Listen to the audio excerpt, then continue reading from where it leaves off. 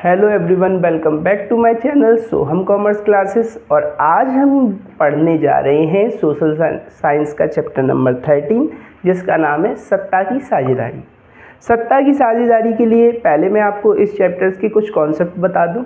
देखिए, सबसे पहले कोई भी देश लोकतंत्र के बिना अधूरा है, और हमारे संविधान में लोकतंत्र में जितने लोग मताधिकार देते हैं और अच्छी से अच्छी सरकारों को चुनते हैं, जो हमारे देश के निर्माण में एक बहुत महत्वपूर्ण भूमिका निभाती हैं।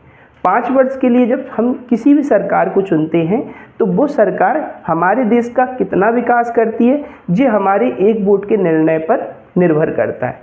तो चलिए आज शुरू करते हैं इस चैप्टर्स को और इसके फर्स्ट क्वेश्चंस को कंप्लीट करते हैं।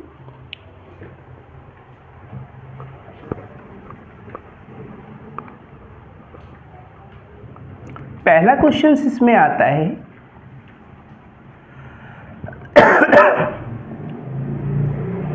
गृह युद्ध किसे कहते हैं? गृह युद्ध किसे कहते हैं?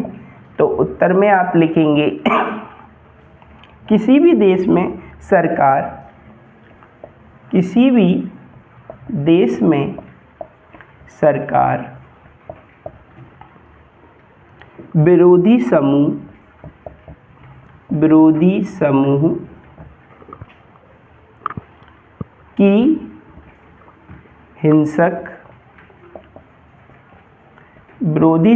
की हिंसक लड़ाई ऐसा रूप ले ले कि वह युद्ध सा न लग के गृह युद्ध लगता है, कि वह युद्ध सा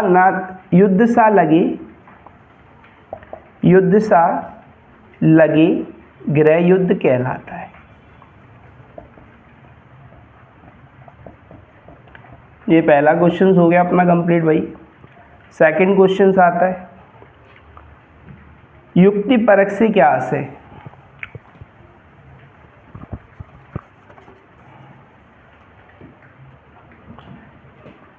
युक्ति परक से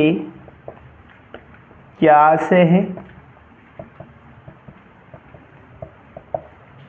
तो उत्तर में आप क्या लिखेंगे?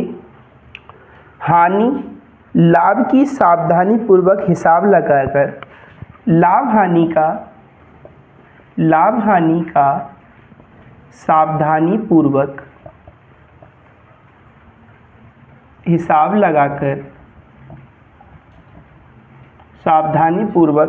हिसाब लगाकर लिया गया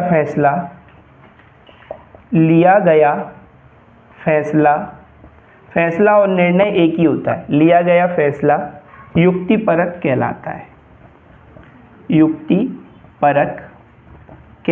है। तीसरा क्वेश्चन आता है अपना, नैतिक तर्क का महत्व क्या है? नैतिक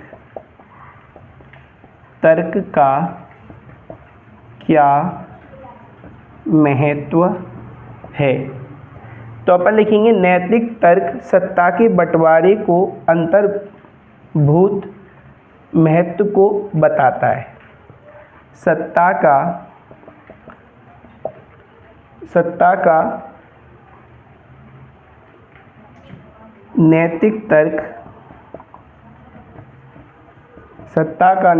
तर्क बंटवारे को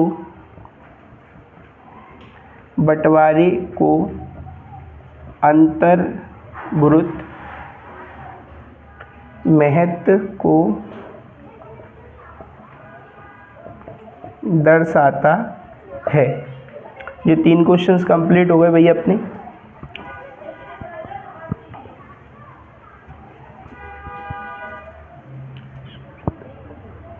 सत्ता के ऊर्ध्वाधर विभाजन क्या है?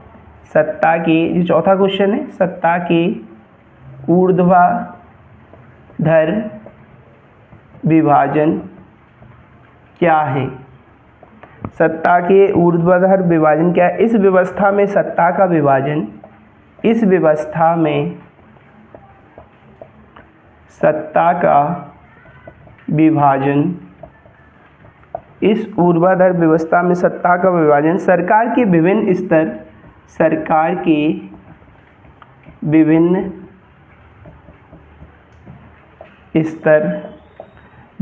स्तर केंद्रीय सरकार दो प्रकार की होती हैं, केंद्र सरकार, राज्य सरकार। हम जिस राज्य में रहते हैं जैसे कि मध्य प्रदेश, तो वहाँ की सरकार राज्य सरकार कहलाती है, और केंद्र सरकार वो होती है जो दिल्ली में है, जो पूरे देश को ऑपरेट करती है। तो केंद्रीय, प्रांतीय, स्थानीय, केंद्रीय, प्रांतीय, स्थानीय स्तर के बीच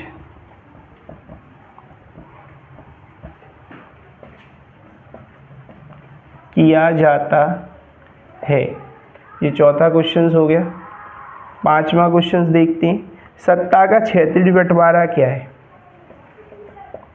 सत्ता का क्षैतिज बंटवारा क्या है?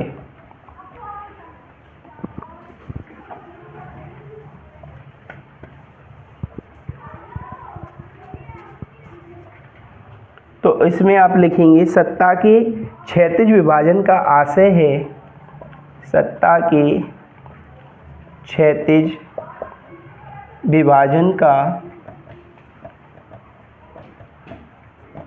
आशय है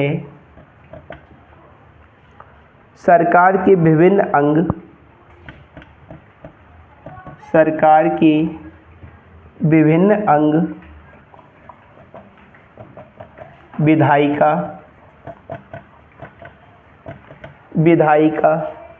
कार्यपालिका,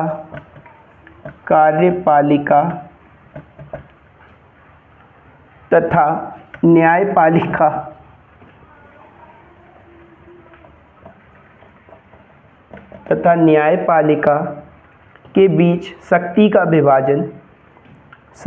विभाजन, बस शक्ति का प्रयोग करना, शक्ति का विभाजन कर शक्ति का प्रयोग करना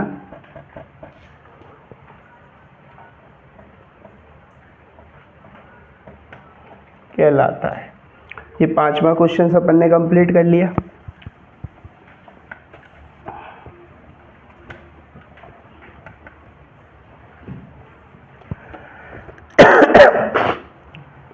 आगे बढ़ते हैं, दबाव समूह क्या है? दबाव समूह क्या है? Question number 5। उत्तर में आपको क्या लिखना है? दबाव समूह वे संगठन है, दबाव समूह वह संगठन है, दबाव समूह वह संगठन है जो सरकार की नीतियों को, सरकार की नीतियों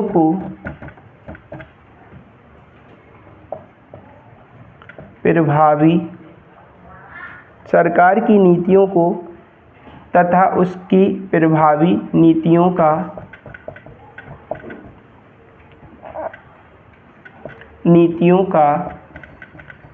विरोध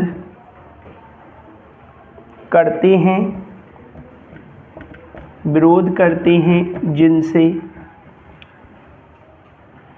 उनके व्यक्तिगत लाभ प्रभावित होते हैं, जिससे उनके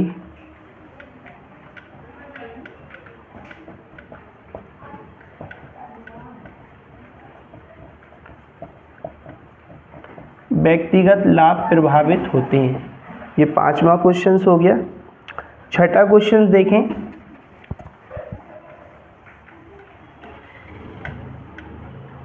संघीय सरकार किसे कहते हैं?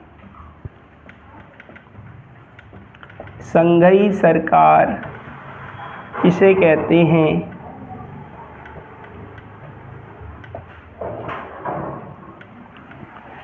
तो इसमें लिखेंगे पूरे देश के लिए बनने वाली, पूरे देश के लिए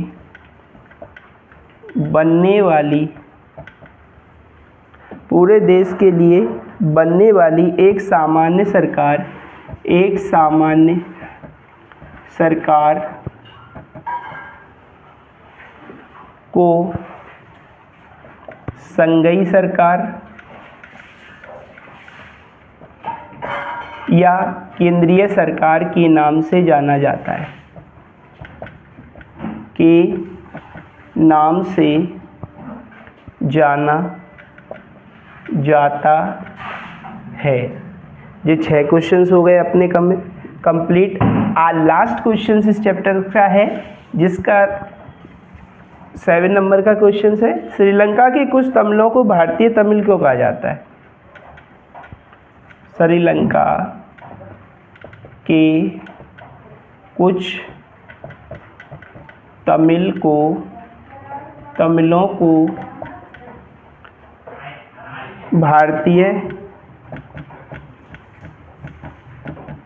तमिल क्यों कहा गया है? तो इसमें लिखेंगे उन्हें भारतीय तमिल उत्तर, उन्हें भारतीय तमिल इसलिए कहा गया है क्योंकि वे उपनिवेशिक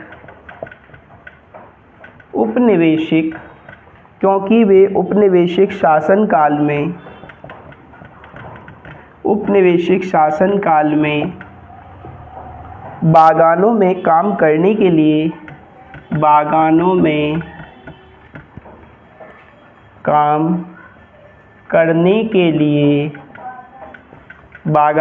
काम करने के लिए भारत से लाए गए लोगों की संतान है। भारत से लाए गए लोगों की संतान है। इसी के साथ 1 शॉर्ट्स में हमने 13 क्वेश्चंस को कंप्लीट कर लिया है। इसके क्वेश्चंस को अच्छे तरीके से लिखना है। जो क्वेश्चन समझ में नहीं आए उस पर कमेंट करना है और वीडियो को लाइक, सब्सक्राइब और शेयर करें। थैंक्स।